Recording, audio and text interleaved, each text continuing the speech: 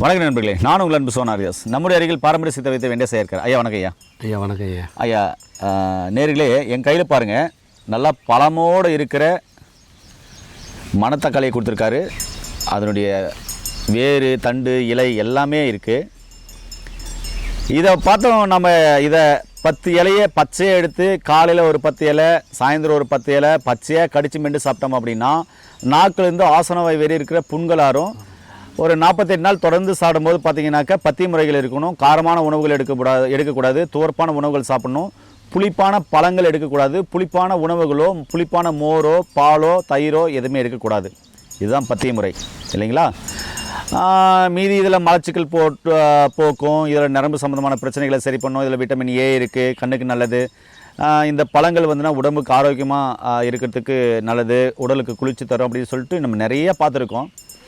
ஆனால் low BP மற்ற நிறைய விஷயங்கள் பற்றி ஐயா சொல்ல போகிறான்னு சொன்னார். அது ரொம்ப ஆச்சரியமாக இருந்தது.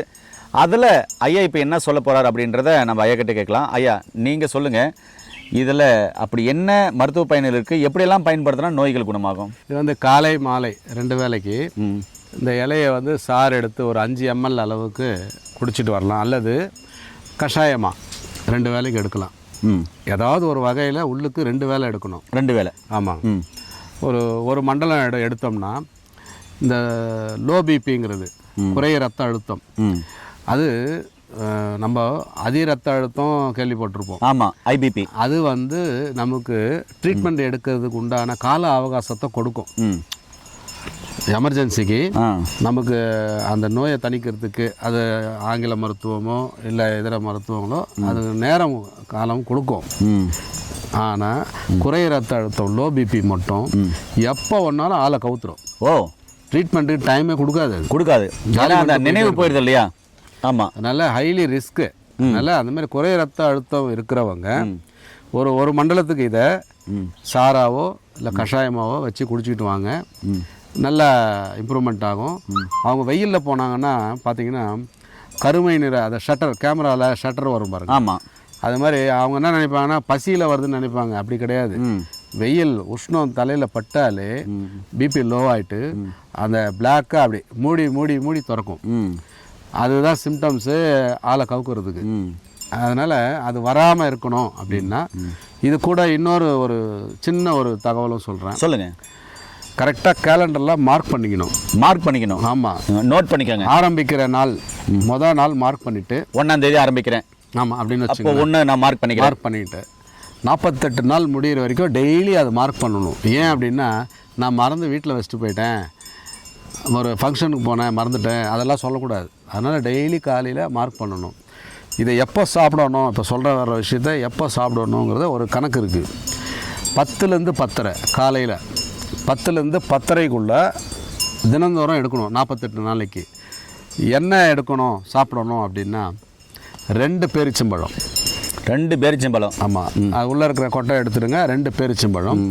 இந்த சுண்டு விரல் நகம் சைஸுக்கு ஒரு இஞ்சி துண்டு, தோல் சீவினா இஞ்சி துண்டு. இவ்வளோ தாங்க மருந்து. இது 2 தான்.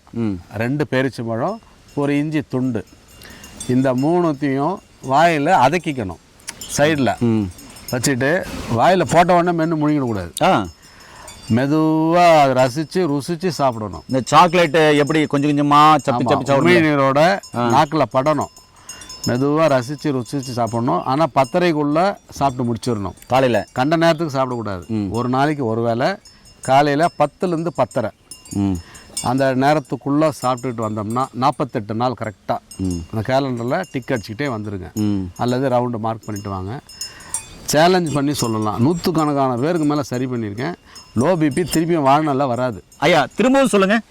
2 பேரிச்சம்பழம், 2 பேரிச்சம்பழம் கொட்டை எடுத்தது, ஒரு சுண்டு விரல் சைஸ் இஞ்சி துண்டு, ஒரு சுண்டு விரல் சைஸ்க்கு இஞ்சி தோல் சீவிட்டு, ஒரு சுண்டு விரல் நகம் இருக்குது பாருங்க, அந்த அளவுக்கு சின்னது. இவ்வளோதான். இது இவ்வளோ? ஆமாம். ஒரு சைஸ்க்கு துண்டு இஞ்சி. இது 2த்தையும் வாயில் வச்சுட்டு மெதுவாக அந்த உமிழ்நீரோட சேர்த்து இஞ்சி இடிச்சிக்கலாமா லைட்டா? இடிச்சிக்கலாம். அப்படியே சின்னது இவ்வளோ தானே, சும்மா அப்படி சாப்பிட்டே போட்டுக்கலாம். இடிக்கலாம் தேவையில்லை. அப்படியே போட்டு மெதுவாக மென்னு உமிழ்நீரோட தான் உள்ளே போகணும். ஆமாம். கடைசியாக அந்த இஞ்சி நார் மட்டும் நிற்கும். கீழே துப்பிடுங்க. அவ்வளோதான். ஏங்க, காலையில் ஒரு 10லேருந்து 10:30க்குள்ளே சாப்பிட்டு முடிக்கணும். இல்லைனா ஒரு 8 மணிலேருந்து 9 மணி அது மாதிரிலாம் டைம் கரெக்டாக அந்த பயோ கிளாக் சொன்ன பார்த்தீங்களா, உயிர் கடிகாரம். ஆமாம். அந்த நேரத்தில் ஒரு கடிகாரம் உள்ளே ஓட ஆரம்பிக்கும். அப்போ தான் சாப்பிட்ணும், அதை கண்ட நேரத்துக்கு சாப்பிடக்கூடாது. சரி, இப்போ கொஸ்டின் கேட்கும்போது பார்த்தீங்கன்னா இப்போ நீங்கள் எங்ககிட்ட மாட்ட போகிறீங்க, அது என்ன கரெக்டாக 10லேருந்து 10:30 மணிக்குள்ள அது சொல்லுங்கள். உள்ளே இருக்கிற ராஜ உறுப்புகளில் அந்த கல்லீரல் சார்ந்த அந்த அந்த உறுப்பு மட்டும்தான் அந்த நேரத்துக்கு அது வேலை செய்ய ஆரம்பிக்கும் காலையில். அதிகமான அதை குறிப்பிட்ட அந்த உயர் ரத்தத்துக்கு வேலை செய்யணும்னு சொல்கிறீங்க. ஆமாம் ஆமாம். அந்த என்சைம்கள்லாம் அப்போ தான் சொல்ல ஒவ்வொரு ஆர்கானும் ஒரு டைமில் தான் ஒர்க் அவுட் ஆகும், ஒரு நாளில். அவங்க சொல்கிற அந்த சூட்சம் என்னென்னா, அந்த குறிப்பிட்ட நேரத்தில் குறிப்பிட்ட அந்த உறுப்பு வேலை செய்யும்போது நம்ம சாப்பிடும்போது தான் அது அந்த என்சைம் அந்த நொதியோடு சேர்ந்து அந்த லோ பிபிங்கிறது குறையும். சரி பண்ணு சொல்கிறீங்க. அப்போ கல்லீரல் வந்து ராஜ உறுப்புன்றது இப்போ நான் முழுமையாக நம்புகிறேன். Okay okay. நண்பர்களே, இந்த மணத்தக்காளி வாய்ப்புண் மற்றும் வயிற்றுப்புண்களை குணப்படுத்தும். சளி மற்றும் இரும்புல வந்து கட்டுப்படுத்துறதுக்கு ரொம்ப அற்புதமான ஒரு மூலிகை. செரிமான கோளாறுகளை சரி பண்ணும். தூக்கமின்மையால் அவசரப்படுறவங்களுக்கு இது ஒரு வரப்பிரசாதம் சொல்லலாம்.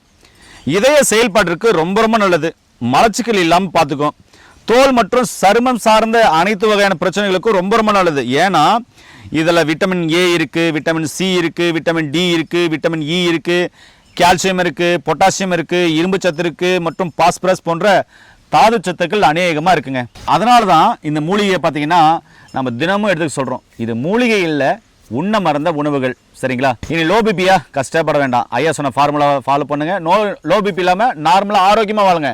யாருக்கெல்லாம் லோ பிபி இருக்கோ அவங்களுக்கெல்லாம் இந்த வீடியோவை ஷேர் பண்ணி விட்ருங்க. அடுத்தது ஹை பிபி பற்றி நம்ம பேச போகிறோம், அதையும் நீங்கள் ஷேர் பண்ணி விடுங்க. நல்லதை பகிர்ந்து நல்ல ஆரோக்கியமான சமுதாயத்தை உருவாக்குவோம். மீண்டும் இன்னொரு அருமையான பதிவில் உங்கள் அனைவரும் சந்திக்கும் வரை உங்களுக்கு இந்த விடைபெறுவதும் குடும்பத்தில் ஒருவனாக உங்கள் அன்பு சோன் ஆரைதாஸ். நன்றி, வணக்கம். வணக்கம் ஐயா. வணக்கம்.